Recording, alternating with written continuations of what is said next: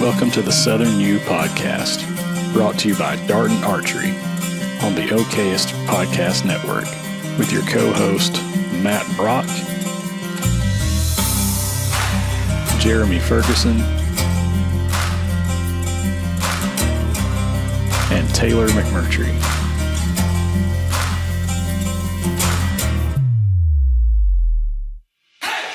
If you're looking for all things land-related in the Southeast, you came to the right place. Whether it's real estate, habitat, wildlife, or just being outdoors, this is the place for you.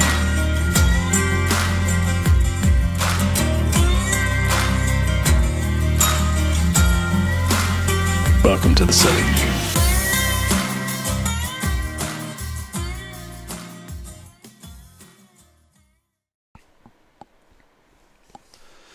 Hey everybody, welcome back to another episode of the Southern U Podcast, where we talk all things land related in the South. We talk timber and ag and hunting and real estate and whatever else we can think of that is related to land. To my immediate left, we got DJ Fergie Ferg. What's up? What's going on there, Jeremy? What all have we gotten ourselves into already today? Today? Yeah. No, we got hot and sweaty this morning. Out doing a little bit of drone work and taking some pictures of a new listing in Arab, Alabama. That's right. Got a rarity that's about to come online. Got pasture land in Marshall County. Yeah, that is highly sought after around here. I don't expect it to last long. It probably won't. The right person will see that, and I mean, who knows? Somebody hears this, it may not even make it to market. That's right. Who knows? We also have Uncle Corey, a.k.a. Cody Green, over here. Once again, I mean, he's just getting to be a regular occurrence on the show. Uncle Cool Ray. Yeah. Cool Ray. I'm just hanging around. Yeah, he's Carl Ray's cousin, the Cool Ray. Oh, no. It's raining. I ain't got nothing going on, guys. There you go. Yeah, it's so funny. It's two extremes in Alabama. You either have all the rain or you have none of the rain. None of the rain. Mm-hmm. And right now, we got it all. We got it all. That's for sure. Have you seen the rain? Seen that meme? Tried to mow my yard yesterday, and it's so, the grass is so bad. I was like, I have to mow it. I've got to. And my mower overheated trying to mow the yard because the grass is so bad. Yeah, I mowed mine Saturday, and I was going to say sunk. I think it took me 6.5 hours. Gosh. Had to mow it twice. Yep. Dang, girl. Should have called me. I'd have brought the little bush hog or something. Well, I should have thrown the bush hog on, but I mowed it. I top mowed it, knocked the tops out, and I let it dry for about an hour or so while I it's more than an hour because it took longer than that to weed eat. But anyway, weed eated around all the equipment and everything, and got back on the mower and tried her again. Yep. Got her back looking like somebody lives there. Yep. So that's always good. No doubt. It's been rough. You all right over there? Yeah. Well, Snorting coke over there. I don't know. About like Brock, you and I. I think I took my allergy medicine today. I don't know. They're one of the 5 that. It's like, Yep. Just forget which ones you take. Yeah. We could have talked tick-borne illnesses. Oh gosh. Yeah. I take Cody out one time to learn him a little bit on marking some timber, considering that's not something that's in his wheelhouse. And come out the woods, and he's calling the next day, I'm tick. I got bit by tick. Oh, we ain't got back to the truck, and Jeremy's over there slapping, screaming. I did. I got a tick off my neck. Yeah, that's just big old tick right there right on my beard line. Which, of course, I felt him bite, so he didn't get to hang on long. So that's what I don't understand about people that feel ticks bite. I just, if I don't get them off in the shower, I just find them 2-3 days later. I don't know what it is. I even the little bitty tiny seed ticks, I feel them bite like almost immediately. He's sensitive. Yeah, I am. I'm like Brock, a sensitive My flower. skin's like leather. Until he's dug in about a foot and done gave me 4 or 5 diseases, I don't know he's there. Yeah. Gosh, y'all. Ticks are gross. They're bad. Tell me about it. God, they're disgusting. But And yeah, I mean, I don't, knock on wood, I don't know how I haven't ended up as a statistic with one of the illnesses, but well, that's what we were talking not about yet. the other night. I mean, thousands. It'll happen. We've pulled off of Yeah, us. and people probably think we're exaggerating the number No. of ticks. It's bad. I mean, it sounds gross, but no. when I was with Cetera and when I was with DCNR, both entities required you, or you were supposed to keep up with, if you were bitten by a tick, or you pulled them off of you, and being in the woods, cruising timber, marking timber, whatever, it just got to be overwhelming when you keep up with it. Literally the hundreds over the course of the year that would be on you, and probably in the hundreds that actually bite you and get embedded, for at least a short period of time. Introduce this story and I'll give you a tick story, or introduce this episode and I'll give you a tick story. there you go. So, today we decided we would just take a little break. You guys know that we typically do a lot of educational, talking about land-related things and trying to share knowledge, trying to share things that might be helpful, if that's managing wildlife or if that's, making a wise investment choice if you're going to buy a property or whatever. We're just trying to share knowledge as much as we possibly can. And today we are kind of deviating a little bit from that. Gonna take a break. Yep, it's just going to be story time. What I mean by that is we're just going to tell some hunting stories, maybe deer, turkey, quail, whatever, and we might just share some general stories from the field. Yep. Just be wildlife related or We're whatever. about to talk tick stories. Yeah, talking all kinds of stuff. Hopefully there will be some It could humor be mixed in there. educational. Yeah, I can tell you what not to do, maybe. That's the truth. Could be enlightening. Yeah. Yeah, you'll learn a couple lessons from me for sure. And before we jump in there, I know we got to do a property highlight too, but Yep. I did want to give a quick shout out to the guys at Darton, Randy, Jason. You guys are really good to us, and we really, really appreciate that they have been with us from the get-go, from the start of this thing, and it's something that we're really proud of. And I talk about often with people that ask, every sponsor that we have from the beginning, we still have, and we've been pretty selective about who we want to work with and those sort of things. As the podcast has kind of grown a little bit over the years, we've been approached by not like tons and tons of people, but a few brands, and so sometimes those brands don't really line up with what That's right. we are trying to do here, and that's okay. Like, we really appreciate people reaching out and those sort of things, but the people that we have chosen to work with, I'm just proud to say that we're still with them, and they're still with us today, and that's kind of our, I want to say claim to fame, but it's just Nah, we definitely don't have any no, fame. not that, but it's just but I do take a lot of sense of pride in knowing that we kind of sold a few of these companies on a vision of what could be and what we thought we could do. There was a need that we felt like we could kind of help provide solutions for, and they believed in us, and that goes for all. I mean, Tethered, Vitalize. I mean, Yeah, First First South. South, Darton. I mean, it's just really cool. And of course now Tut, is part of that too. Yep. And it all just kind of goes hand in hand. And so anyways, just wanted to give you guys a shout out, and certainly with Darton, because they take care of us every year, and they just continue to kind of push the boundary of features and like built-in tunability of a bow, where you're not having to stick it in a press all the time, and you're not having to necessarily. I love archery pro shops. I'm not telling you not to support them. You should. Absolutely. But if you encounter something that you aren't comfortable with, take it to a pro shop.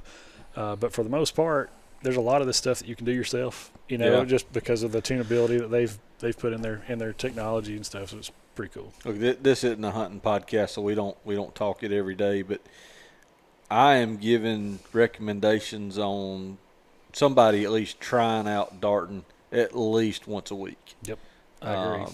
I have been impressed with the quality of products that they put out. The shootability of their bow, especially these newer bows, have been, really unbelievable. Yeah. I was you know this. I was a Bowtech guy from long ago, and look, they had great shooting bows and easily tunable bows, and still like their stuff, but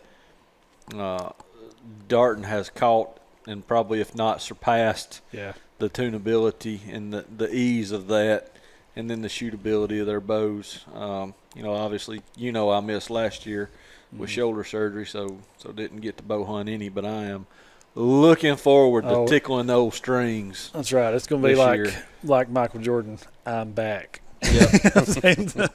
Coming back from the shoulder injury and surgery and stuff. But yeah, I just echo that too. I think Darton is in a better place right now than they ever have been, and that's saying a lot because they've been around longer than anybody has. Yeah. But I just think that Randy and his team of engineers that he's got involved with what's going on there, they are just continuing to add features, like I said, to make that arrow fly straight. That is the whole point of the game. If you can't get the thing to fly, then you're gonna have problems with everything else. Nothing else really else matters. So they have figured out a way to add some tuning features that make that process much more streamlined and more precise too. You need to be correct spine, all that kind of stuff. Yep. Needs to make sense, but as long as it's within the chart of that draw length and poundage that you're shooting, you pretty well shoot whatever setup you want, and it's a lot of fun to tinker with that stuff. A lot of people don't like doing that. I love it. I love just messing with it. It's like I tell everybody when they're talking about getting into archery hunting or shooting in general.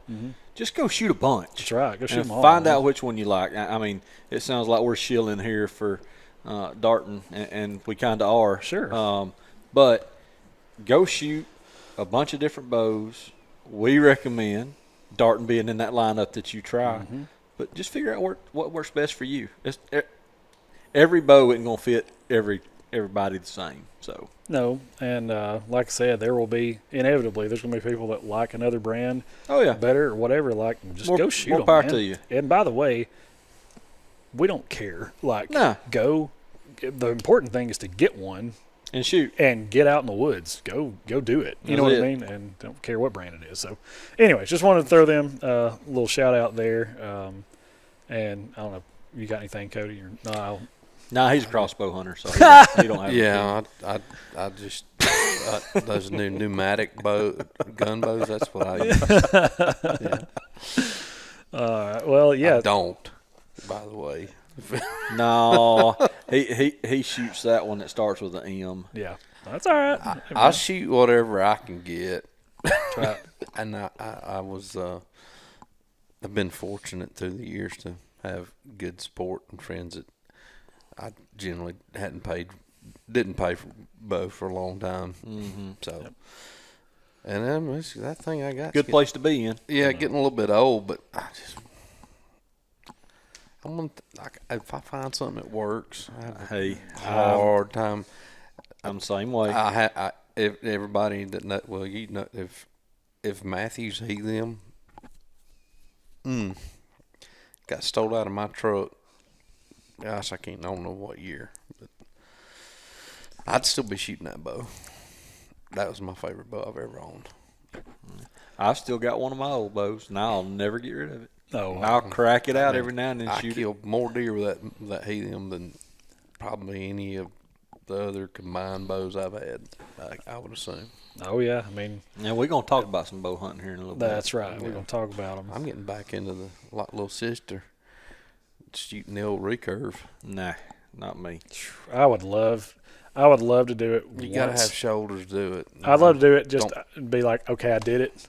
I don't know that I could just put down my compound and only. No, I ain't putting it down. Don't like about that, but it's something fun to do every once in a while. More power to you.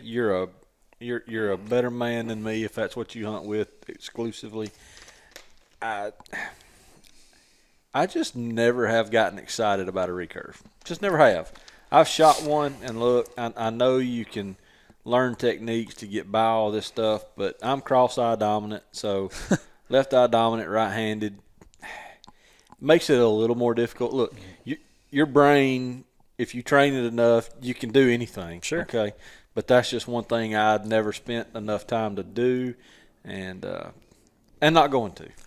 No, I'll say being in the shop for all those years with Alan, it has traditional archery in general has a way of humbling you. Like, Absolutely. you can pick a compound up and just absolutely knock the center out of an X at 20 yards or whatever, and you can take a recurve at 15 yards and not hit the wall. not hit the wall. Like, and the other thing is, you can kind of sort of practice for a while and get it figured out. Mm-hmm.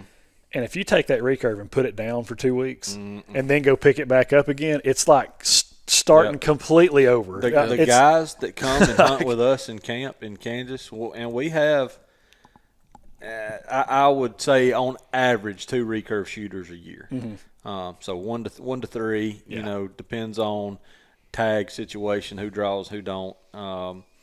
But those guys, they shoot every day, multiple times a day while they're in camp. They go hunt, they come back, they shoot a few. Yep. Before they go back to the woods, if they don't hunt all day, they shoot a few. And they talk about shooting a couple out of the stand, you know, pick out a leaf or two and shoot. So that it's not something you can just put down muscle and memory pick back and up. repetition. No, that's hard. That's all it is. Yeah, it's when you see somebody that actually pulls it off. Like, I'll never forget, kind of getting into the stories or whatever, but there was a local place in North Alabama that was a archery shop, and they had a processor in the back and stuff like that. And a lot of guys would go hunt public land up there and then stop in, drop off their deer, and, you know, get whatever they needed. And opening day, I went in there just to hang out. I was just kind of trying to kill time until the afternoon hunt. And a guy had brought in, I mean, I don't speculate. I'd say maybe 110, maybe 115-inch 8-point, just, you know, a nice deer for around here. And killed it with a self-made longbow. And I was just like, that's real deal. like, wow. You know, it's just, you know, especially this was probably 2009 maybe. There wasn't a whole lot of people that I knew personally doing that, you know, and so to see, like, no, this guy's local and he killed one with you know, that's pretty awesome. That's like Justin Gondola, you know, Oh, yeah. makes his Shout out to bows. Gandhi. Yeah, man. Hey, impressive fella. I got to give it to him. Oh, he'll go Illinois public land and smash them. Yeah. It's awesome. Yeah, you gotta have time. That you do. That's all. That's the only. I mean, I would be way more into it if I had time. I mean, little brother, he's Same boat. He don't have time, but yeah, he's good. He knows his stuff. He knows his stuff. Well, Jeremy, you got a property you want to? Yeah, I'm going to be selfish and highlight the one we just talked Hey, about. there we go. That's a good one. 41-acre tract. I think it's 2403 Hogjaw Road, Arab, Alabama. Hogjaw. Yeah, Hogjaw. That's right. Primarily all pasture. I'd say I hadn't mapped it just yet. I think it's out of the 41.3 acres, it's going to be 38 acres of pasture land, fenced, power, water. It's got a 2-car garage with the upstairs that's finished out. You know, nice living quarters. Probably not going to be somebody's forever home, but It's a slick bachelor pad. yeah, but it's awesome. beautiful home spots on it. 2 or 3 locations to build on. Got a little pond, kind of tucked out of the way. It's rural living, but close to everything. I mean, you're 10 minutes from Arab and 25, maybe to 30 to Huntsville from right there. So, nice little spot. Yeah, it's cool. I mean, you really are. You're probably not 10 minutes from Arab, really. Yeah. You know, from the water tower right there, it'd probably take you 5 minutes. Yeah, maybe. it's close. It's close. And list price on it's $512,250. So There you go. Reasonable price tag for pasture land with a residence on it in Marshall County, Alabama. Yep. Now, don't buy it until I get done with the video. Okay, y'all, Yeah, y'all can buy it. let him put the video out, so I have to pay him for the video first. Yeah, I've had that happen though. I've had a realtor go, "Hey, I need this video shot. Can you get over here today?" Yeah, I sure can. Didn't Bray have one that you were gonna shoot that ended up selling before it made it to market? Yeah, Pisgah, I think. Yeah, it did. But I had another like local guy that did that a couple years ago. You don't do business with other realtors. No, we don't talk about that. And I was on my way back. I just wrapped up shooting and got in my car and was driving back to the office. And, hey, did you get over to that property yet? And I said, yeah, I'm leaving right now. Why? Well, it's sold. Like, what? So, anyways. There you go. Anyways, with that being said, Jeremy, tell me a story, man. All right, man. This one, since we started off talking about ticks, going to talk about tick story. Ticks are gross. I guess I was right out of college.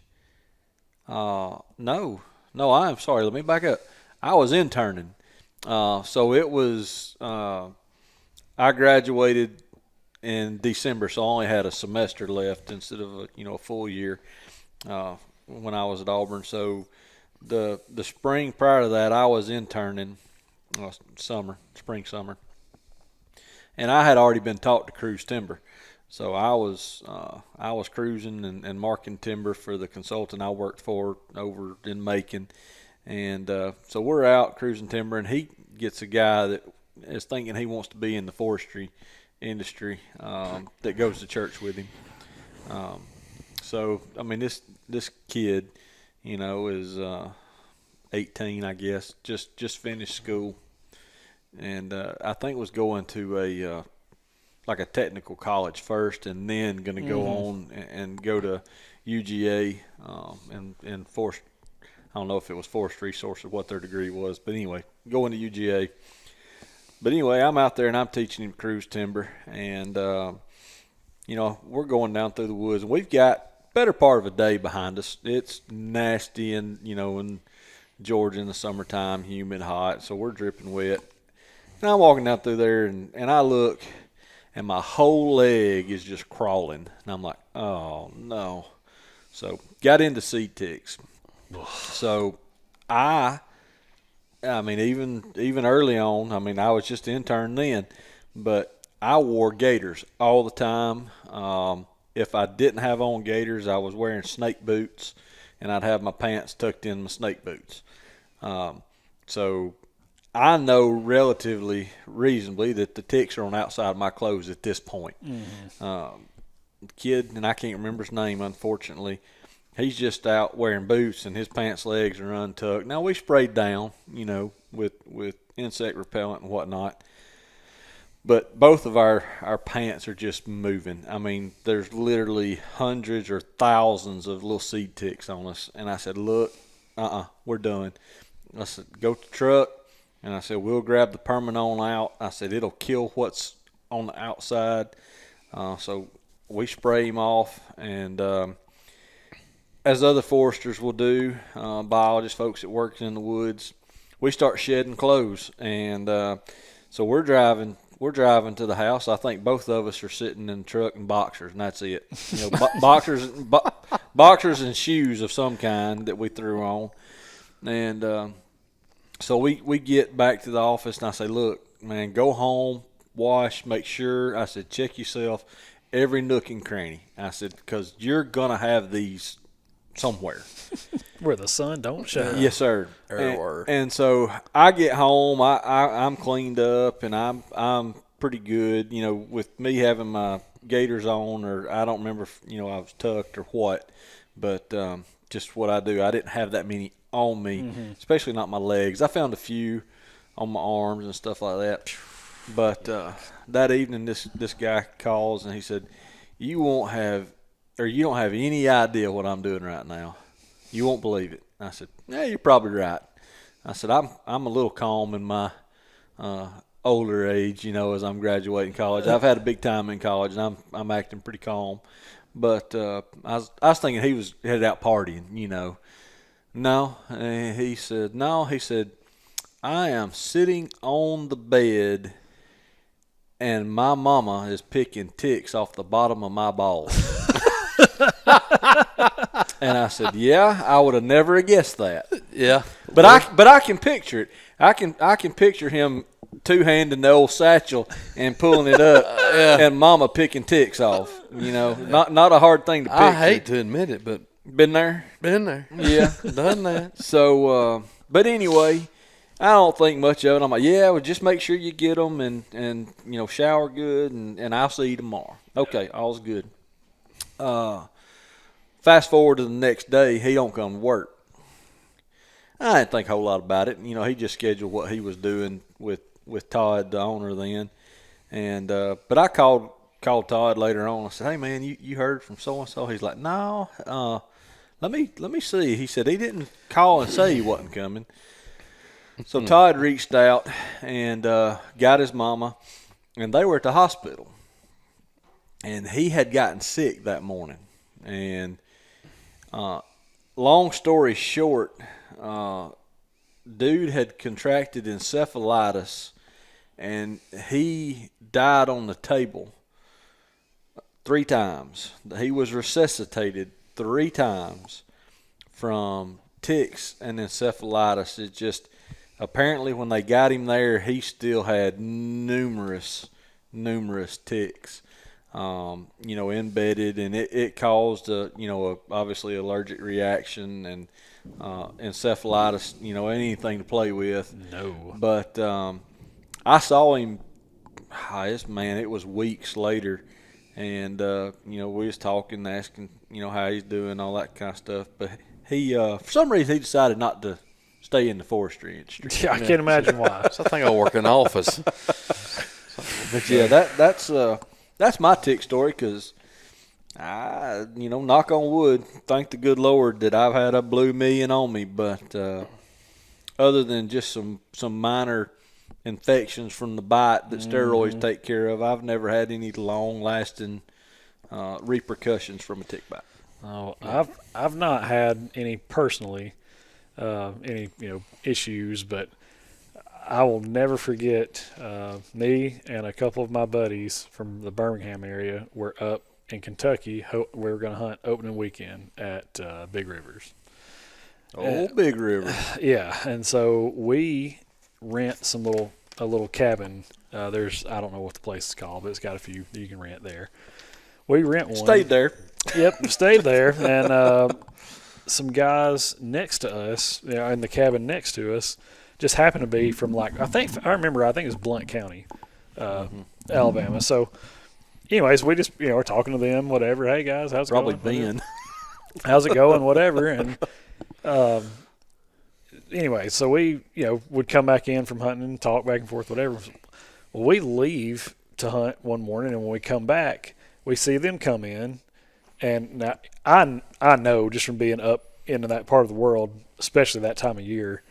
My clothing is like saturated with permethrin, and I've let it dry and all that kind of stuff. But if they're gonna get me, they're gonna have to go through a whole lot of chemical to get on me, So when they come back in, I said, "Hey, did you guys have any luck?" No, I didn't really see much. Whatever.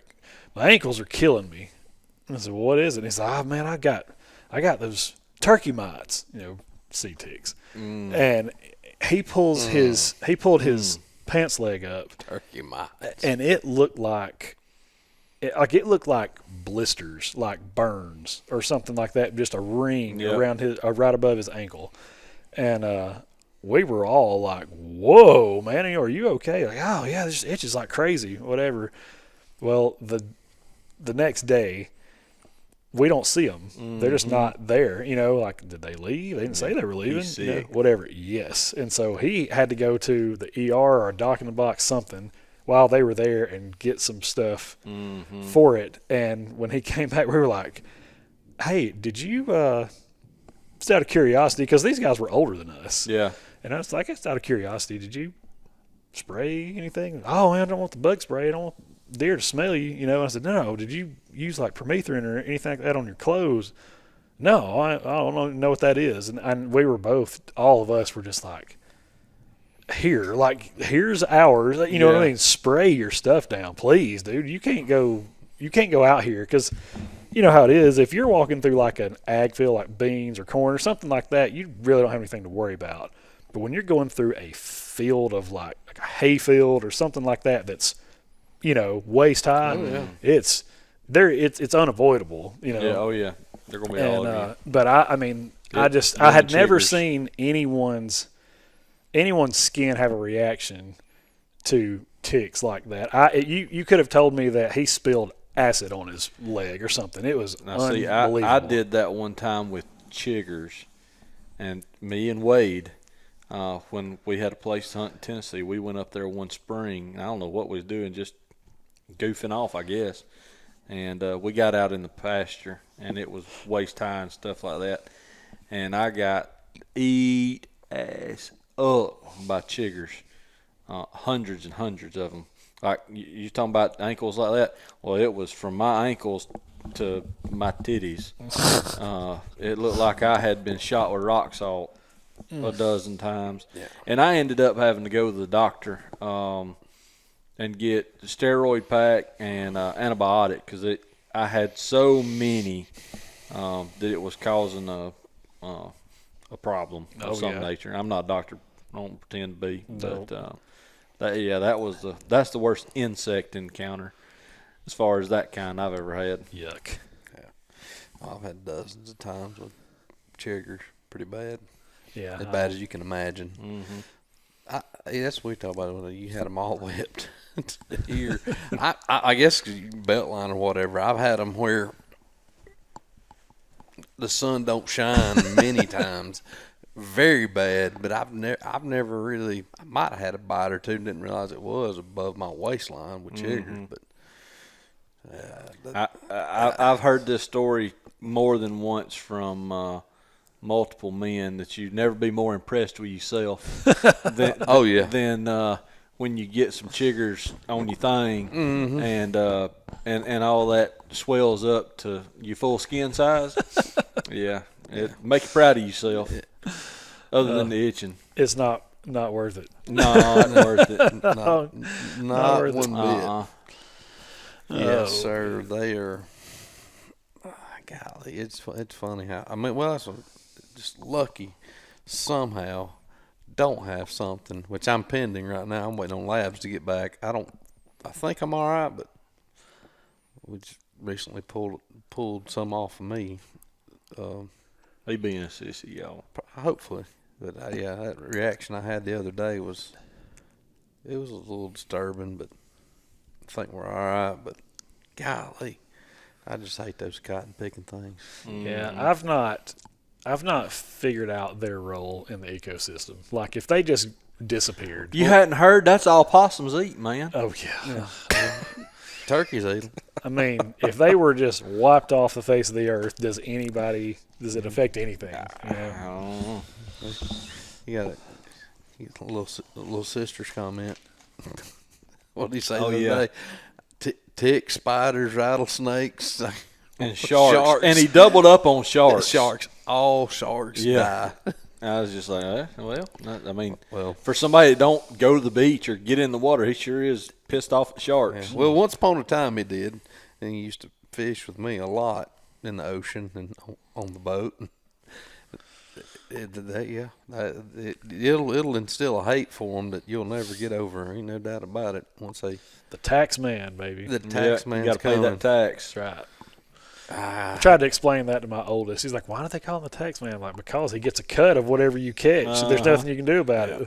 But why, though? I'm like, because it's an easy meal, buddy. When they see a fish in distress, they're going to get it every time. Because he's hungry. Yeah. Which I've heard people say the same thing about dolphins, too. Like actual dolphins. They hate porpoises. Yes, there you go. Terrible. Oh, porpoise? But porpoise.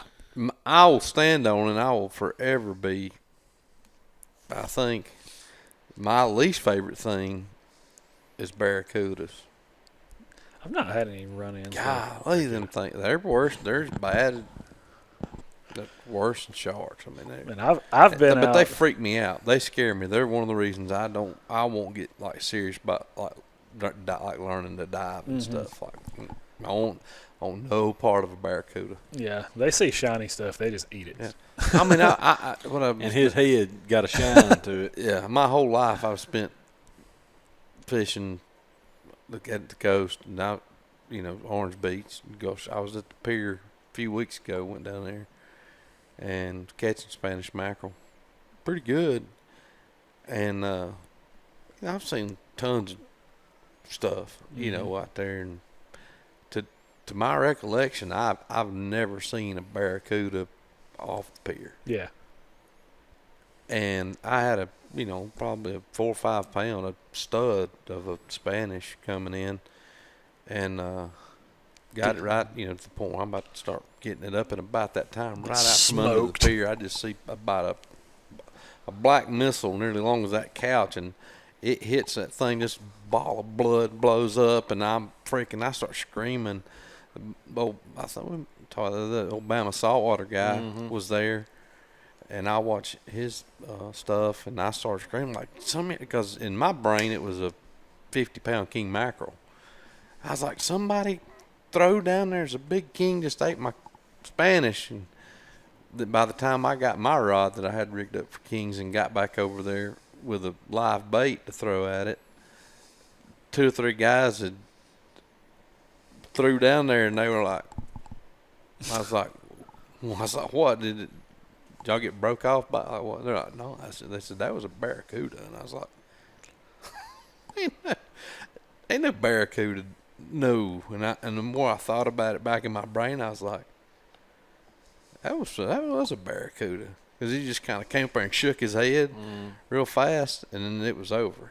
But I was like, 'Cause, I mean, you get those random guys, especially when summer kicks in, teenagers, they get out there and they're like, well, I'm probably going to get a ticket or something, but they, 3 of them will jump in the water and, swim back to the beach and stuff. But don't do that. No, I've been out before and bottom fishing and catch red snapper, and it's when they're not in season, and the deckhand out there is just like there's a dolphin following the boat, and he's like, this is the worst part of catching these fish and it not being snapper season. He's like, their bladder's inflated, they're not going down to the bottom, so he takes that little, flips them off back in the water, and here comes the dolphin. Boom! He just crushes them. He's like, man, that's what we do all day. I mean, legally now, you not to get off on that, but you're supposed to have a descending device and or a venting tool, which I always do, but let's just face it, if there's a bunch of porpoises around and you got a lethargic fish, they don't have a chance. They're not likely going to make it. And I'll leave a spot. I mean, if I pull up in the boat and sitting there fishing and a bunch of porpoises show up, it's just, it's as bad as sharks. Might as well just take off, try to go somewhere else and find somewhere they're not at. So, but anyway, yeah. Well, what about your first deer? My first ever deer. Yeah. Ever? First deer story. Okay. I think, if I remember right, I was 16. I think. And we had just played I can't remember. It's too far along now. But I know we had a basketball game that night. And so I played that night.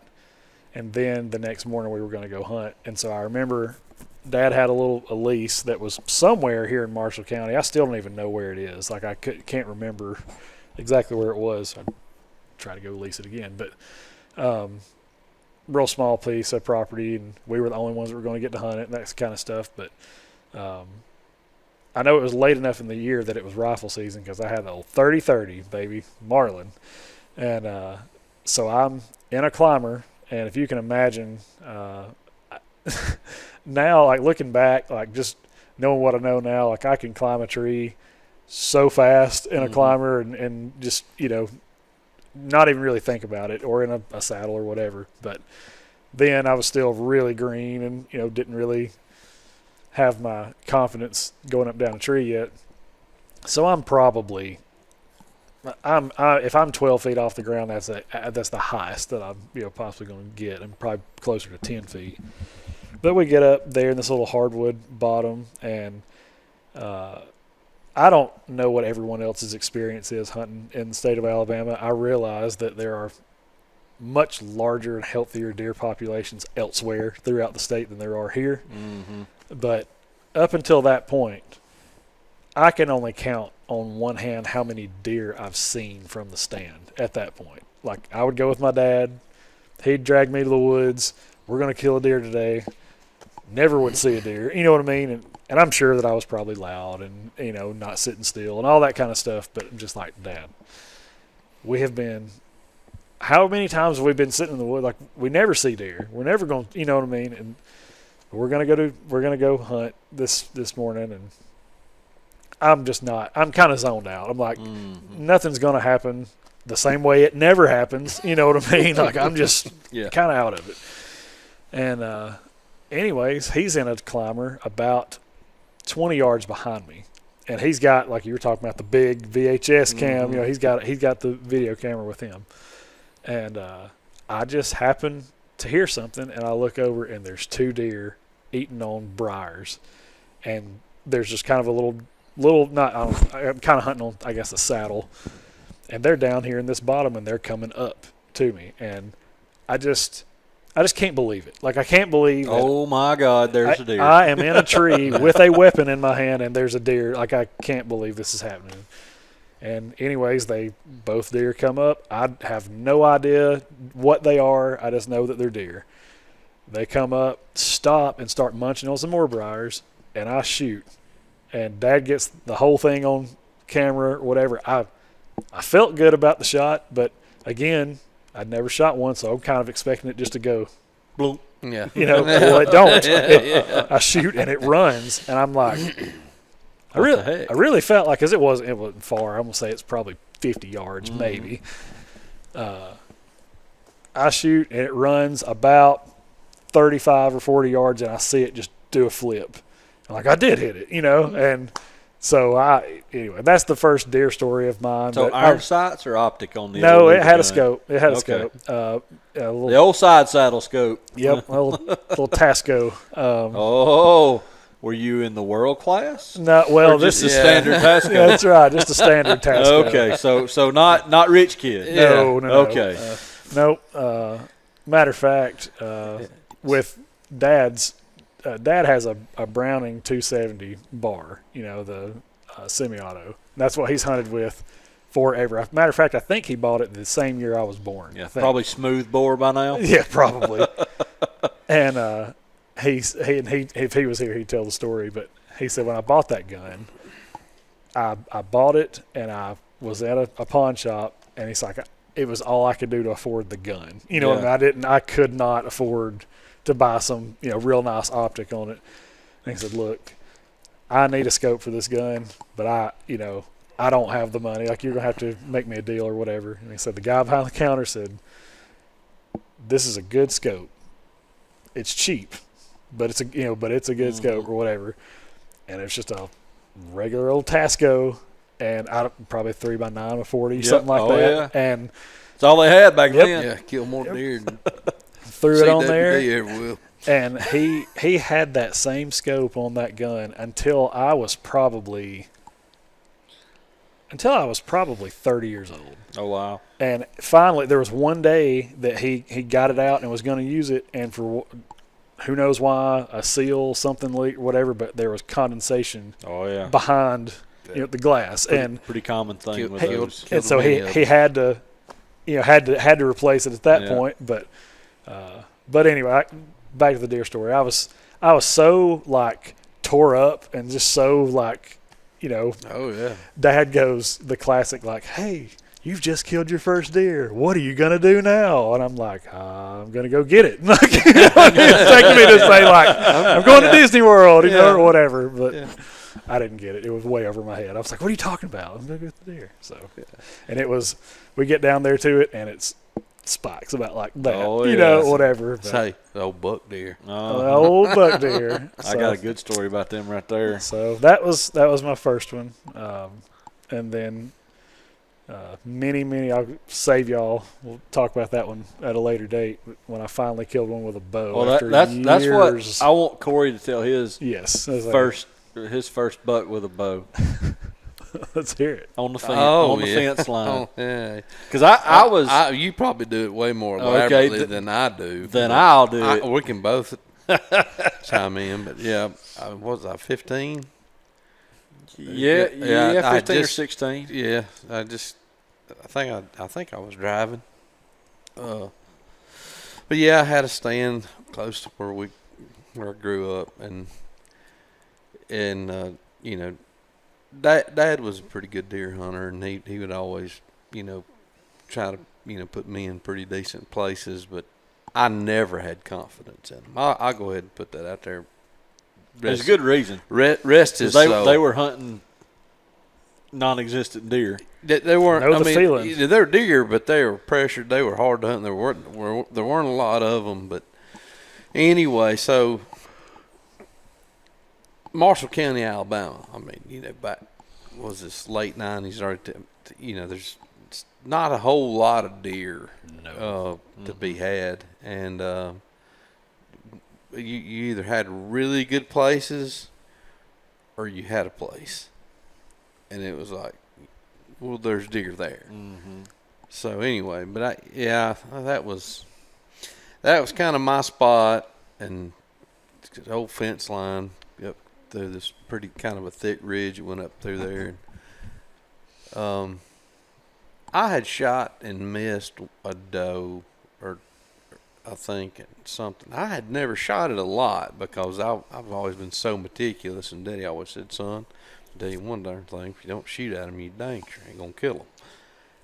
And I was like, "Well, that's a good point." So I shot him, but anyway, so I'm sitting in the stand, and Jeremy's hunting. I don't know, A pretty good piece. a quarter mile from me, and Close enough for the earshot. Let's say that. it Yeah. wasn't somebody. Was Alan my cousin, or I think Chad might have Chad. been down there with us. Chad? Maybe Chad, my best buddy growing up. Chad might have been there, but anyway, we're all hunting, and it's on 9 o'clock. It was the opening day. It was early bow season. early bow season, It's just everything's still pretty green, and and there was trails there. There were deer that came through. I just couldn't ever seem to catch many of them, and so it's like nine something. We're in the old 2x4 ladder stand, with the platform, and you 16 foot, Yeah, two befores. So that's where your feet was. Yeah, at well, 16 we got foot. real fancy because I got into bow hunting a lot, and Dad and I, we went up there, and we made little 45s and a little platform. We'd screw them into the tree where you could set your butt on the against, with your back against the tree and your feet on the platform. That way you can stand up and shoot with the bow. Well, I had sat there and I had a sun kissed under my, and I reached down and I had done decided, bow set in the lap. That's where it stayed, like it's right here. And I'd done decided, well, I'm fixing to tie my bow up and let it down. I'm fixing to get down. I'm tired. It's getting hot. There ain't no deer. And I'm going through the motions, and I hadn't took my air off the knock yet. It was still there, but I think I had already tied my little rope to let my bow down, and I stood up, and I got me a drink of Sunkist real slow, and I'm looking around like, this is over with, and I think I set my Sunkist on the seat, and as I looked left, I noticed something move, and it was a deer. And I'm like, ho, ho, ho, ho, ho. There's a deer, and it turns its head, and I just see antlers. And I was like, Oh, my God. the whole tree starts shaking, and I'm like, all right, there's Buck. And that right there, they're really easy. He's got to come right up that ridge or turn around and kind of go back down the ridge. It's kind of a pinch point. Well, I'm back when you're that green, you're like, somehow I got to turn my body and get this knot undone. And I get the knot undone, and I just like drop the rope on the platform. And I'm like, just trying to hold it together. I'm like, I was like, Lord, just help me keep this together here. And I glance back over, and there's like 4 or 5 bucks. I mean, I just see racks, and I'm like, Jesus. and I was like, all right, what I'm gonna do? And, I got some gaps right here, and it still leaves on. I got shooting lanes kind of, and I was like, whatever buck makes it to this shooting lane right here, I don't care which one it is. I was like, he's getting it. Okay, like that. I don't care if it's the biggest one or the smallest one. I don't care. And so I'm sitting here, and I'm not even moving my eyes. I'm just kind of like, oh my God, if all reality, I could have probably been up there moving. Right. Finally, I hear him walking, and I'm looking, and I just see deer moving and antlers out of my peripheral vision. And there's a big old mountain oak, and one walks behind it. And I don't know how, I just got lucky and didn't get picked out. When he walked behind it, I eased back, and he walked out from behind that tree. When he did, I put that pin. I had taught myself.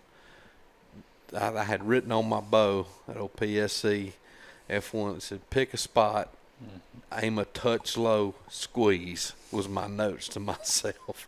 And I put it right on his heart and pulled that pin down and squeezed, and it ducked just a hair, and I just saw that arrow disappear right at the point of its elbow.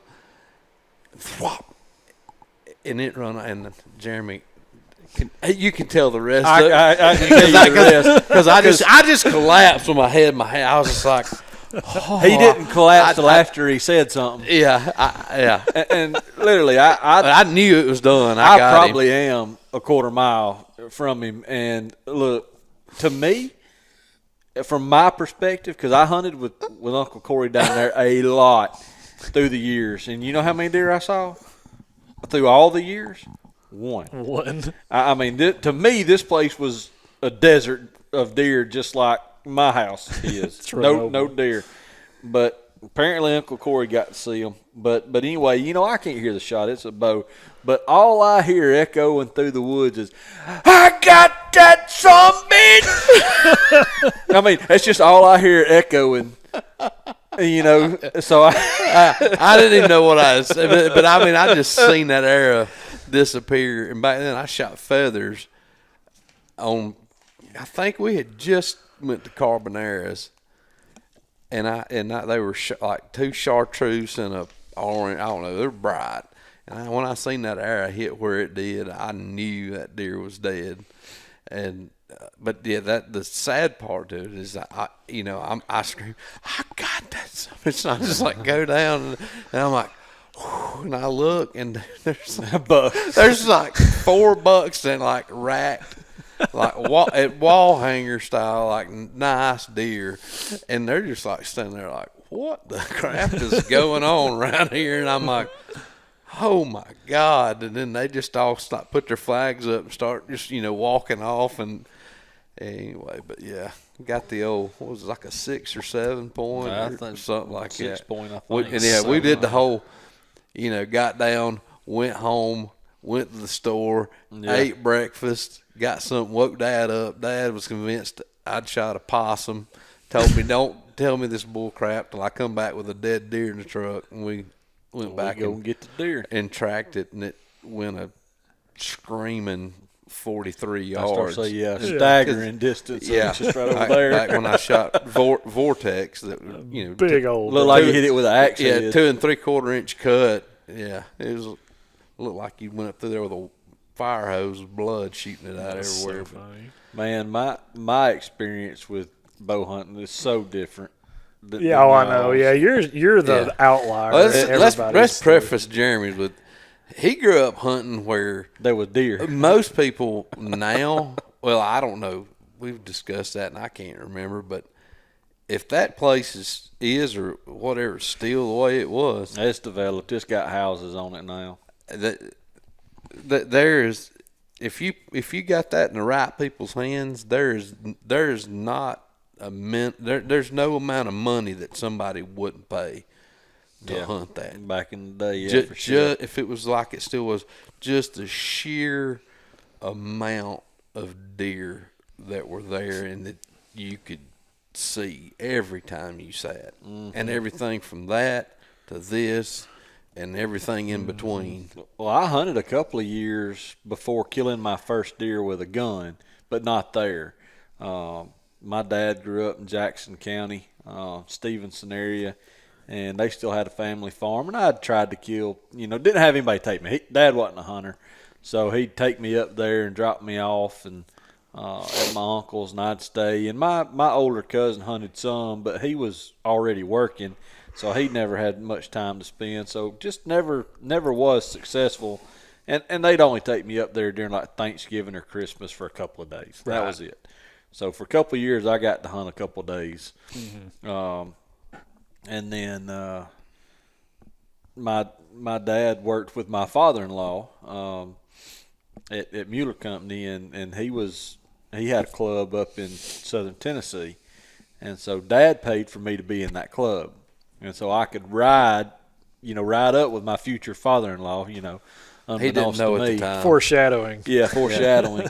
But got to start hunting up there. So the first time we ever went up there, we weren't a member of the club, but Mike was just taking me. And so Dad carried me up there, and it had snowed. And as we're driving up the long driveway in, I mean, there's 24 deer out in the field, and I'm just like, oh my gosh, there's deer. And I was 10 at that point. And so, obviously Mike sees all these deer, and we're going to go out and put a stand up for me to hunt in. Dad had bought me a climber, and Mike had taught me to climb. So I got all the necessary tools, and probably against better judgment, they were letting me use a climber at 10. Nice. Yeah. But, we're going to take the stand and put it out so that I can get to it the next morning. And so Dad's got the climber on his back. Mike's leading me through the woods. And all of a sudden, there goes a bunch of deer. Well, Mike shoots a deer, and because I didn't really have a bead on him exactly, and he just grabs me and moves me, and he just points, shoot that deer. And I'm like, where? And then I see it. I'm like, oh, okay. Bow. So kill my first deer. Wow. Just walking into the woods. So nothing to it. But fast forward the next year, Dad paid to be in the club for me. And so he would either take me up there, we had a little camper there, or I'd ride with Mike. And anybody that knows my father-in-law, back then he hunted every weekend. I mean, that's Friday afternoon, he came home, he loaded, and we went hunting. And my brother-in-law didn't hunt much. He hunted some, but just didn't enjoy it as much as I did. But anyway, we go up there, and they're, even at 11, they're letting me pick where I want to go hunt. And so I've got Summit Tree Stand, and I say, okay, I want to go hunt on the corner. That's where I want to hunt. And there's a fence line that comes up, and it branches off and comes out on the edge of the pasture. So I wanted to sit on that fence line. So go out there, put my stand up, that Friday evening before season opens, and I go out there and get in it the next morning. And, I mean, soon as it's daylight, 6:30, whatever time it is, I'm already seeing deer. And I'm like, oh, my gosh, this is just unbelievable. And within a few minutes of daylight, and I have a doe come up, and I pull the old string back on the Martin Cougar Magnum. Let's and go. I think XX75 aluminum mirrors with the old Thunderhead on there. That's right. And I smoke a doe, unbeknownst to me, because get down, and you do what you did. I sat there, and they came to get me out of the woods because I just hunted till they wanted to come out. And told Mike I shot a doe, and so we get on the blood trail, and it's decent blood, but then it gets spotty, and that place is rocky as all get out. And we didn't find her, and so I'm frustrated. I'm like, I know I shot good because I tell them what happened and what I saw and all that, and good blood. But anyway, they don't worry about it and say, just go again. All right. So I go back out there that afternoon and sit in the same stand, Dougie. Well, I mean, hour before dark, here comes deer. So they come by and I shoot another one. So, and I see that one fall. Yeah. So, I'm about to, just absolutely fall out the tree. Mm-hmm. So I climb down best way I can, and I just sit on the rock, because I can't stand to be up in that tree not no more. And so I go and find that deer, just laying there. She's 50, 60 yards, from the tree at that point after she ran and fell over. And, heck, I'm an 11-year-old kid. I'm walking around up in there just looking at stuff, and I found my other deer. So 2 for 1. Yeah, two sits, 2 deer with a bow. At 10 years old. 11. That's crazy. But, from there, that a lot of people, they get after me about not shooting deer now. Mm-hmm. And that's why I shot so many deer as a kid, because it was just like every time you sat up there, you could kill a deer. Yeah. I mean, it's just the way it was. Mm-hmm. And by the time I was a mid to late teenager, I was already through with the bloodlust and like, hey, I want to kill a good buck. Yeah. I don't care about shooting does. I don't care about shooting every buck I see. But now, look, if I went a while and didn't see one, I gonna kill a buck. Yeah. I don't care if it's spike 4.6, whatever. Yeah. I gonna kill him. But I shot a bushel basket full of spikes and 4 points and 6s up until I was probably 16 or so. And deer that's mounted at the house that Butch McKinney mounted was when I started wanting to kill better bucks, because like Cody was talking about with the bachelor groups, I had a bachelor group come out on me, and I shot not the smallest buck, but I shot one kind of in the middle of the pack, but and I didn't have ever an opportunity at the bigger bucks, but I saw them and I was like, okay, I want to kill that. Mm-hmm. Yeah. The heck with all the rest of this. I want to kill that. Right. And so that started me out much younger than any of my other buddies that were hunting, that I really got on the fast track of trying to kill more mature bucks. Yeah, we had big deer or a few big deer up there, but we had a bunch of decent deer. Yeah. And so, hunting up there, I think the limit then was 2, and then throughout hunting up there, I think they changed it to 3.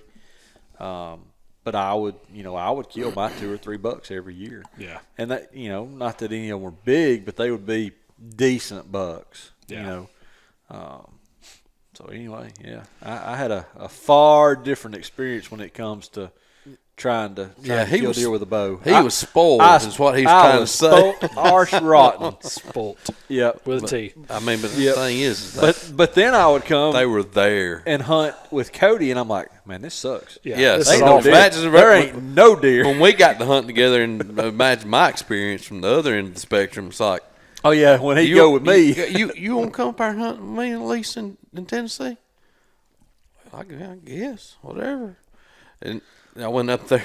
We told her the first time I ever went, I was 16 or something, and what was it, the opening of bow season? It I was. guess it was. And Jeremy's, you're my friend, and you coming up here and where you hunt sucks, and you shoot first. You've killed some deer. You shoot first, and I'm like, no, I mean, you're nice enough to bring me up here, and we drew straws or something. Jeremy won, and of course I'm really into my stuff, and I'll never forget this. The night before, we just went through moving from aluminum to carbonaris. Yep, and we argued. We about fought. I was like, Jeremy, he wanted me to shoot his broadhead. I want you to shoot. You need to shoot and make sure that, because you were still shooting thunderheads, I believe. I was. You wanted me to. I want you to shoot this broadhead I've got. It will fly just like your field tip, or either shoot that thing with them carbon arrows, because I don't think it's going to fly the same. Yeah, they're going to fly the same. And they was close. It was close. But close Didn't only count. counts in hand grenades and horseshoes, folks. Yeah. Because the rest is history. There's about 6 inches different. Yeah. I don't know what it is, a fixed blade broadhead with a carbon arrow. I mean, it's got to be tuned to the hilt for it to fly just like a field tip. It always flies. For me, I think, is it low and right? It depends on what helical you got, if it's left or right. But it's going to hit low and to the right or left, generally. But anyway, the next morning, we went out there that night and hung stands, and we found scrape. And it's like the open, there's a scrape line that opened that wickets both seasons. Yeah. Hung on that, got set up. I'm going to film him shoot. And I've got a video camera about the size of this love seat. Yeah. And VHS tape, by the way, for yeah. you young and pups. God, we got to find that somewhere, because we do have a little bit of that footage before the battery didn't take charge. And the battery died as I'm filming these deer walk out when Jeremy shoots this deer. And, I mean, we're both deer biologists. Now. Right, now. And, I mean, I'm going back through.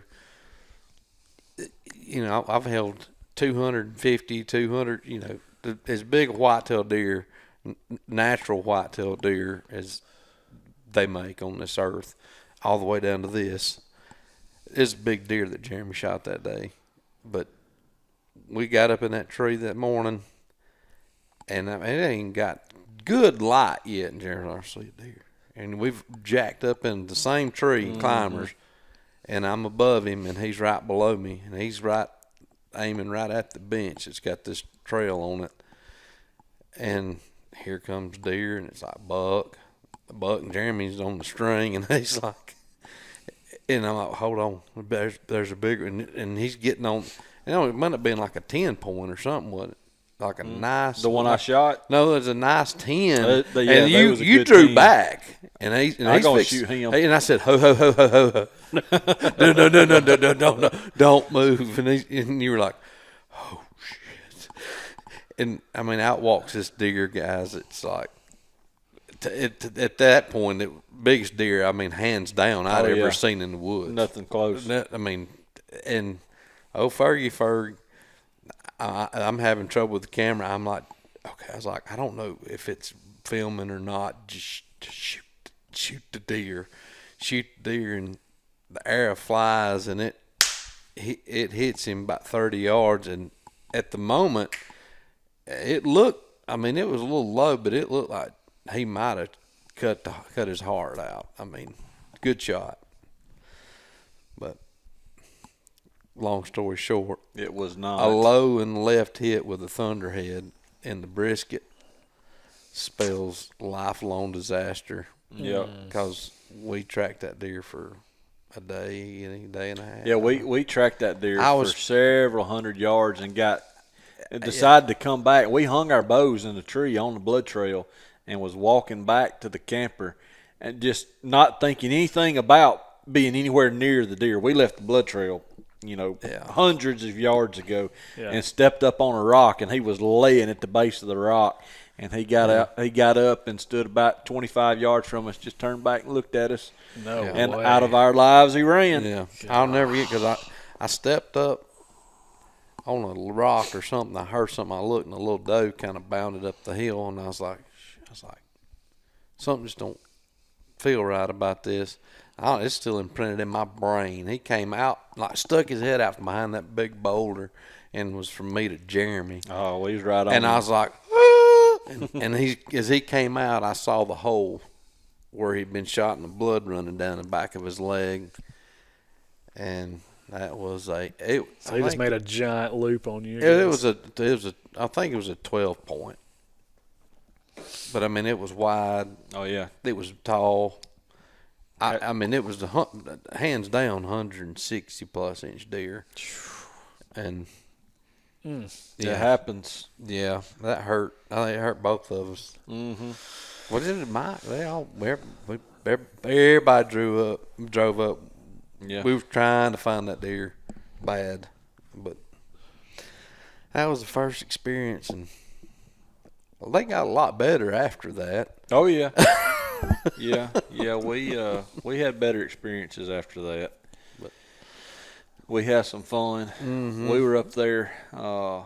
Eric Malden, one of my best friends, and he was roommate in college. He passed away a few years ago from ALS, but he hunted up there with me quite a bit through the years, and he had gone up there with me, and we were hunting together. And I was going to try to video him kill a deer with his bow, and Mike was with us, and this was gun season, but we were trying to kill a deer with a bow for Eric, and we'd seen a few deer, but pretty early on in the morning, my father-in-law was well known to, when he starts shooting, he just shoots until he runs out of ammunition, and he's been known to take a full box with him. He had a BAR, and he would carry a full clip in the gun, and he'd take an extra one in his pouch. So it sounds like It's like War. a popular thing to do in those days. Yeah, it sounded like World War III. Goes off down at the edge of the pasture where he liked to hunt. And I tell Eric, I said, I can't take it. Let's go see what he shot. And so we're walking down through there, and we get, probably 100 yards from him up in the woods, and we can see him in the shooting house, and he's just looking. He finally, we're trying to get his attention. He finally sees us. This is before smartphones and texting and all that kind of stuff. And we get down there, what you shoot? And Mike just, he's excited. What did I shoot? That's the one thing that I loved about hunting with him, as growing up. Other than having to clean his deer for him, but that's what the kids was for, Yep. All you kids out there now. Yeah. It didn't matter what he shot. He was excited. I'm talking excited. And we walk up to the back of the shooting house, and it's a 4x4 shooting house with windows in it, made out of OSB, and got a half door. And he squats down. He looks. I shot a big. Just a giant. He's got his hands up, and of course, love him to death. But that excitement, everything he shot's always a big deer. Yeah. And look, sometimes it was a big deer. Sometimes it wasn't. This happened to be one of those times that it wasn't. It wasn't. But just, he goes, man, they just kept coming, and I don't know how many times I hit him. I didn't want him to get away. And we're like, apparently. We can tell. We heard all the shooting. And Eric's more excited than the rest of us about going to see it. Me and Mike. I'm helping Mike get out of the tree stand, and Eric's walking down the 2-track through the pasture, and I'm slowly following up after I get Mike out of the tree stand, and I'm in front of Mike, and Eric's on down in front of us, and I can see the butt of the deer laying in the edge of the 2-track. I was like, he's right there, so we're going to get to see this thing. Yeah. There ain't no guessing what this is. And I see Eric, and he's kind of like a turkey peeking over a log as he's walking down through there looking. And he walked up, and he just got right on top of deer, and he looked, and he turned around, and I could tell by the look on his face it was good. And he goes, God dang. He said, you got damn good eyes if you shot a great big old buck. And he grabbed it by the ear, lifted his head up, and it had spikes about 6 inches long. Gosh. That's pretty good. Monster. Oh, me. That's funny.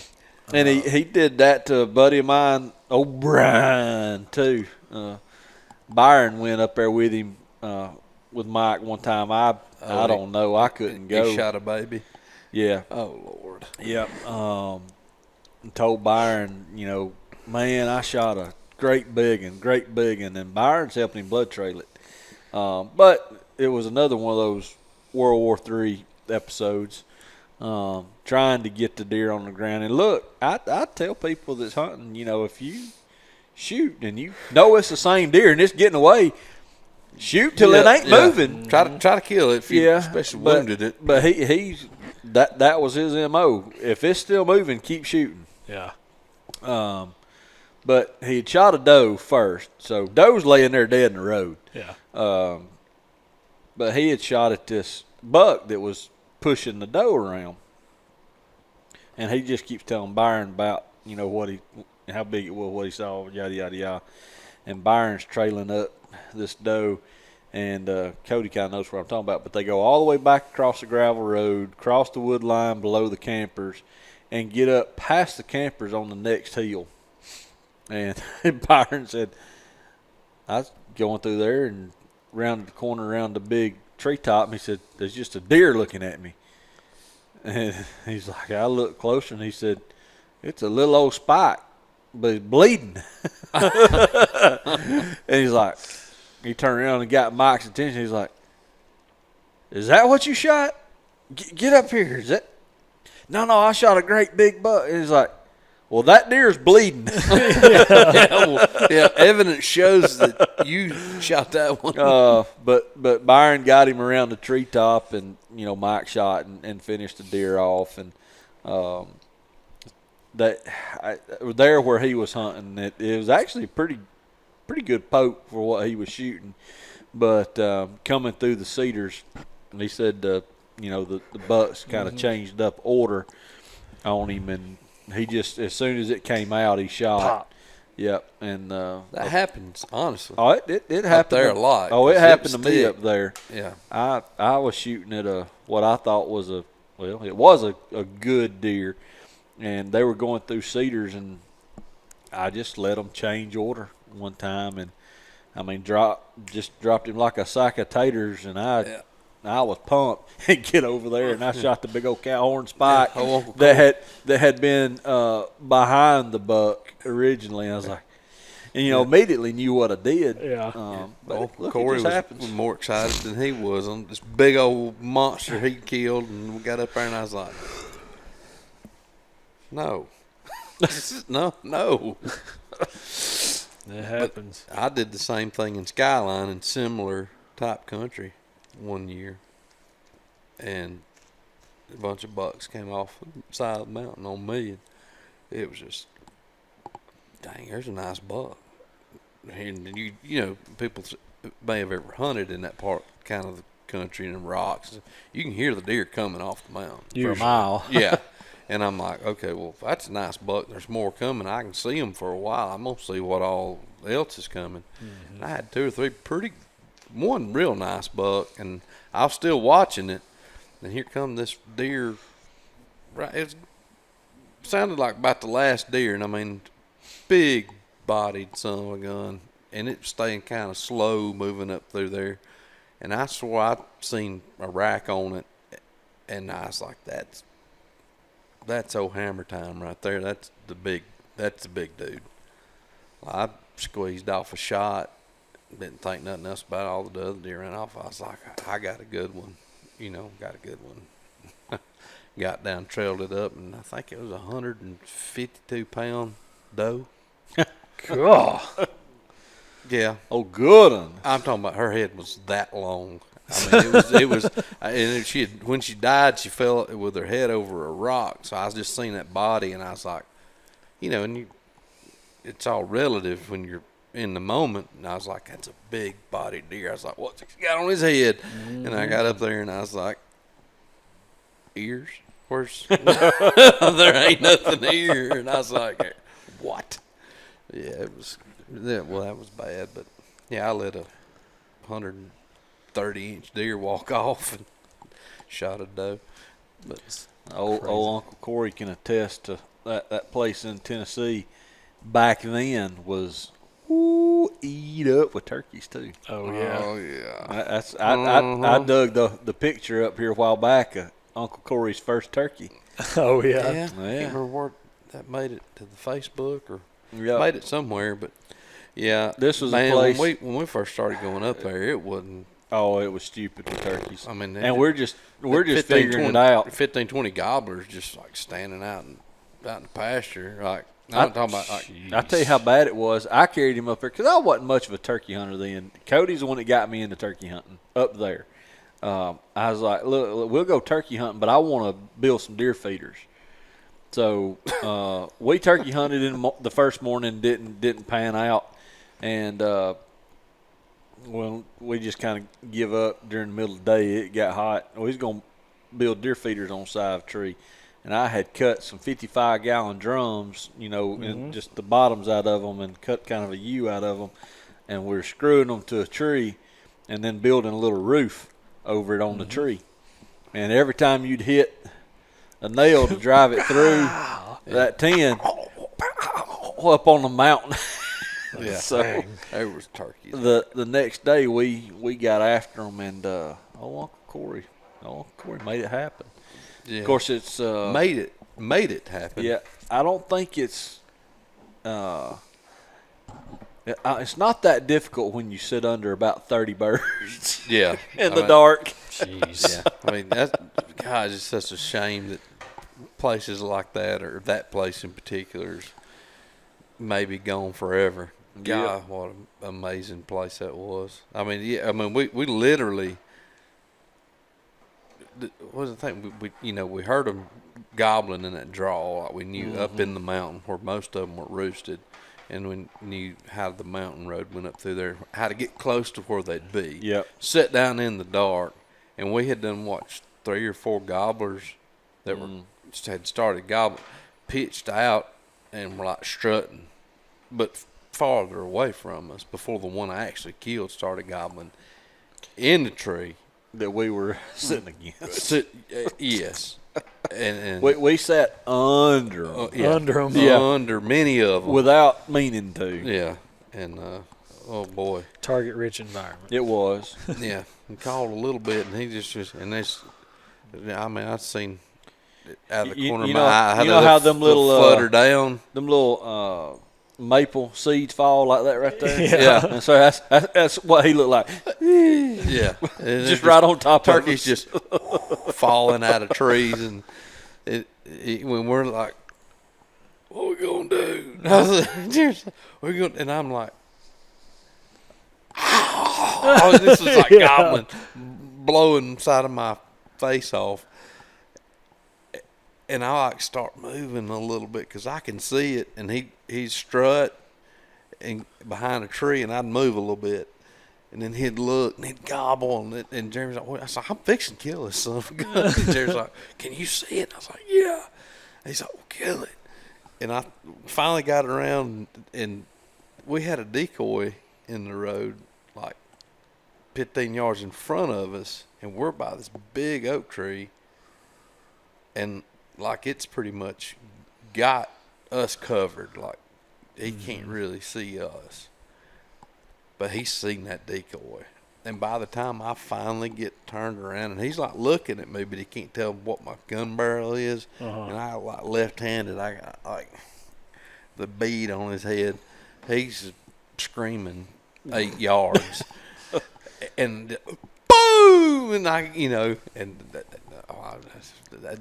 remember I was dancing in a mud puddle, going, just screaming and hollering. And I mean, there's still turkeys gobbling everywhere, but yeah, it was an experience that I'll never forget, and still to this day, don't really know if there's any way to know if I actually killed that turkey in Alabama or Tennessee. Oh yeah, just right on the line. That would have been Tennessee. By just a little bit. I think I don't never You think shot I it- checked it in it and Shot it in Tennessee but I and was it sitting, landed in I was Alabama. sitting in Alabama maybe when I shot it, so I don't. It was real. The line was just right there. Yeah, literally. So, but He was probably in Tennessee and you blew him into Alabama. yeah. I think I was in Alabama. No, I'd have been in Tennessee and shot him in Alabama. I don't know, but yeah. Well, that was a long minute ago, but a lot of fun though. Yeah. A lot of fun. No, But I will say all 20-something that. years ago. I killed my first turkey there. I killed quite a few deer. Dang. Nearly 30 years ago. Yeah, quite a few deer. I know. through the years and seen. What was your favorite hunting spot up there? What was it by? My favorite hunting spot, Where you always hunted. where I always hunted, was by the mud hole up on the mountain. What else was on the post or on the cedar limb, cedar tree? Wait a minute. I'm supposed to know this. Yeah, you are. I hung it. Oh, the can. Uh-huh. Yeah. I hung a Pepsi can. Yeah, Pepsi can. That's on right. a cedar. I'm going there. up to the can. That was a place we called Yeah. Pepsi can. Yeah, the best spot to me up there was hunting by that mud hole up on the mountain. Oh, they ain't no come doubt. down, they're gonna stop and get a drink. It was spring. It wasn't just a mud hole, but I called it the mud hole. But out of all the people that I know that ever went up there with you, still, when we talk about it, I think I'm the only person that never even shot at an antlered deer. I don't think so. Never even pulled the trigger. I seen piles. Our buddy Chad, his best friend growing up, I carried him up there, and he hunted right there behind the barn. I mean, first time he sat in a tree, shot a pretty dang good 8. Just, Yeah. Everybody Everybody had a chance at a buck or shot one. I was snake bit on antlers. My I buddy- didn't care. I just to see it. There's something about sitting in a stand and just knowing you're gonna see 15 to 35 deer before you get down. Yeah. Ain't never been there. Oh, yeah. Ain't never been to a place like that. my with the buddy- exception of Texas. Yeah. My buddy Byron, I mean, this was later on. I was working for Sotero when he was up there hunting with me. So this was 2009, 10, somewhere along there. We had the place up until I think it was 2011. I think it's when it was sold. Yeah. When the owner died and his niece sold it. But there's some folks that recognize this. I was sitting down in the pasture, and you could see across the valley back into Alabama to Hell Mountain Hunting Club. Used to be a 4-wheeler riding place too. Mm-hmm. But I saw a buck come out of the woods over there. At that point I didn't know it was, but I just know it was. Looking through binoculars, looking across, I just could see deer. Mm-hmm. And through the morning, they were working their way across the valley to me. And I watched, the does split off and go up kind of toward our campers. Well, that buck, it just keeps working its way across. And at this point, I had gotten into shooting. And I had a little 308 built, and I felt comfortable shooting at pretty good distance. Mm-hmm. But this deer ended up crossing the field 650 yards from me, and at that point I wasn't confident to take that shot. Now he'd be a dead deer. That's a poke. Yeah. I mean, that's a especially with a 308 out of a tree stand. That's a long shot. It's a poke. But I watched this deer coming, and so I text Byron. I was like, "There's a good buck coming. I don't know if he's going to come by you, but he's headed your direction. Mm-hmm. You'll see him."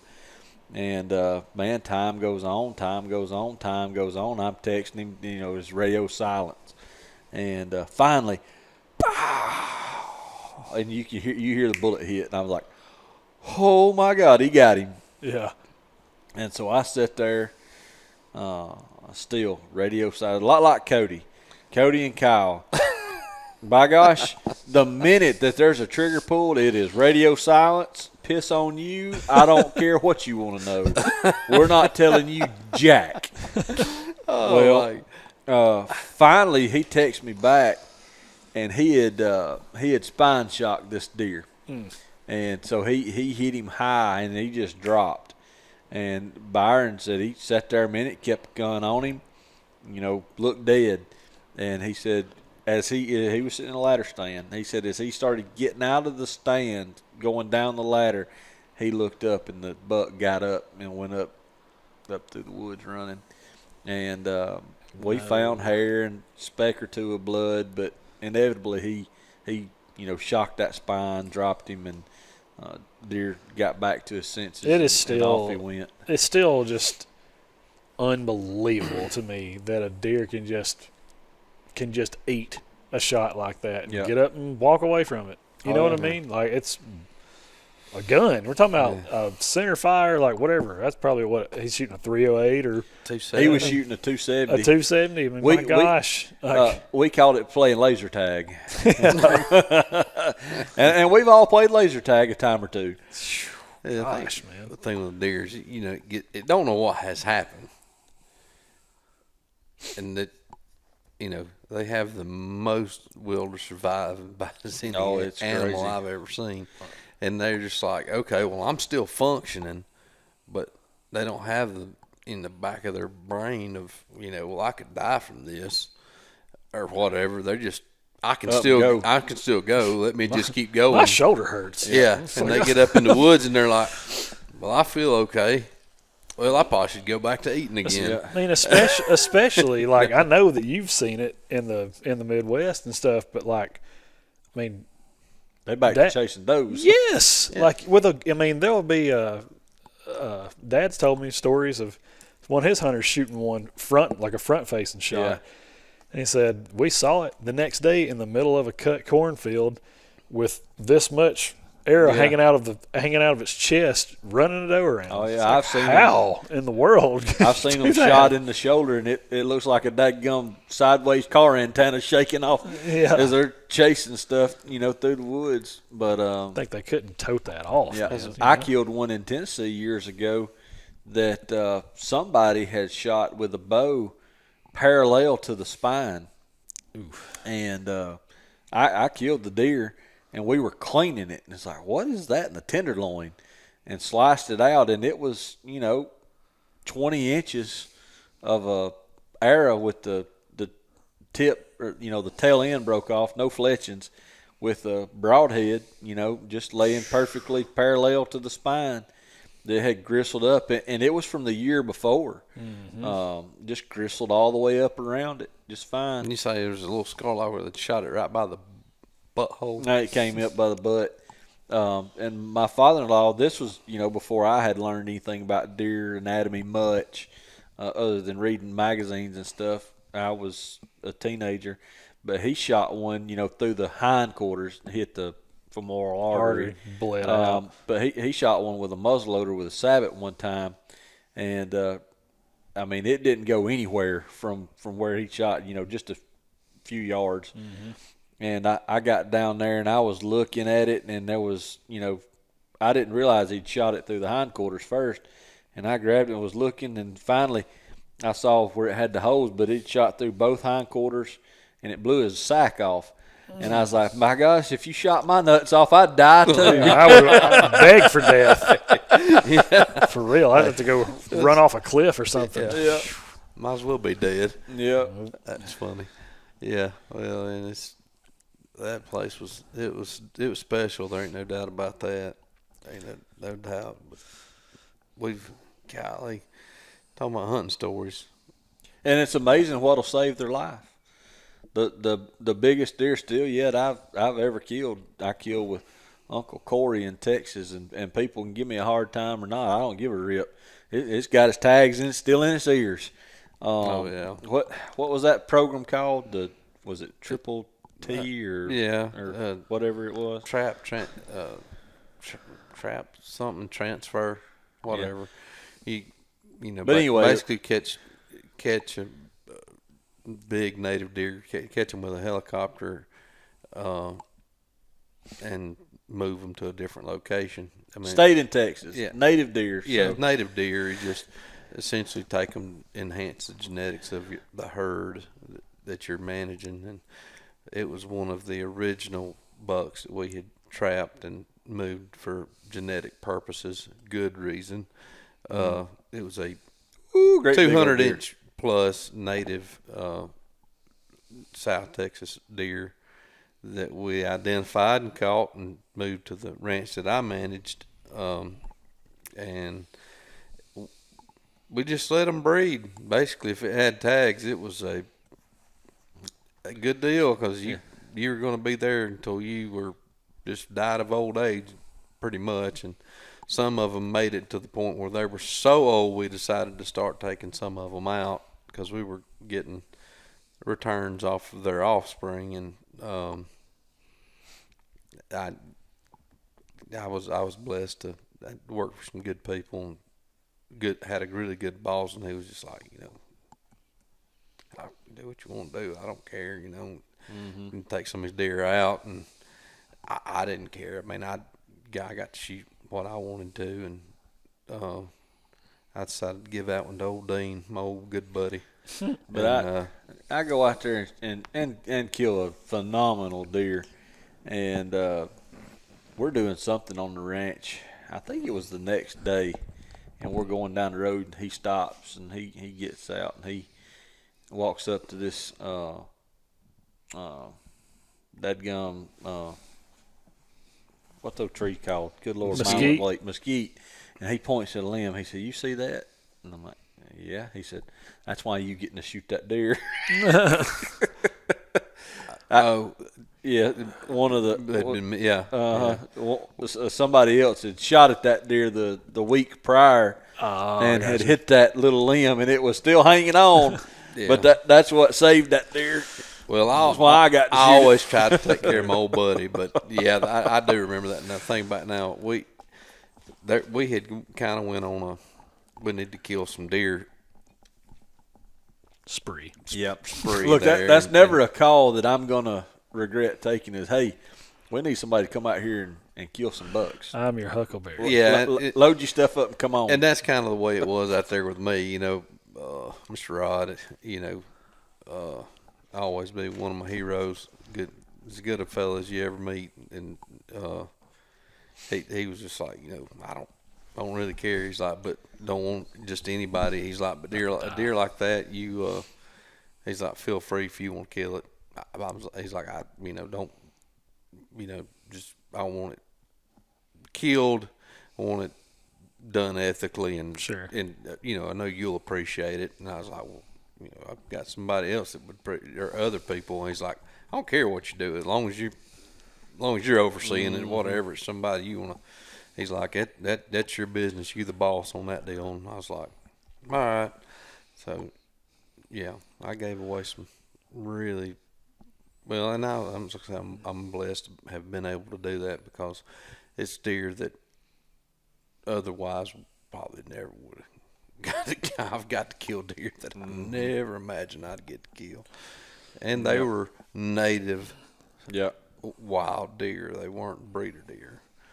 So yeah, it's a cool experience sitting in and sticking your head out the window and looking straight down, and there being 200-inch whitetail native deer just standing there eating corn is like impressive. Yep. Nope, that's wild. Yep. Management works. That it does. In different settings, applied different ways, you get different results. Well, we're at, I don't know, like an hour and a half now. So God, went by too fast. Story time. Story time, Matt. It goes fast. Story time with Southern Youth. We didn't even get in. Oh, no. We'll do this maybe once a quarter. Let's say we may have to do a part 2 follow-up for this because we didn't get into any real good ones, any good funny ones. Right. I got some good ones too, but well, guys, listen, that'll wrap this one up. If you enjoyed this episode, if you want us to do this more often, whatever, just leave us a comment. Let us know. If not, we'll kind of go back to what we've been doing. We always have said that. Maybe I'll wear pants next time. Yeah, for real. Maybe, actually, yeah. His little boy britches. Give us if you guys, if we get 100 likes on this video, then Cody will wear pants. Please. It's turned into summertime, y'all. Give me a break. Yeah, it's hot and it's humid. My gosh. It's nasty. But, leave us a comment if you like this kind of stuff or if you want us to go back kind of doing what we've been doing. We'll do that. It's not going to be a hunting podcast, but we can share stories from time to time. All right, guys. Well, like, share, subscribe, all the things. We'll see you on the next one.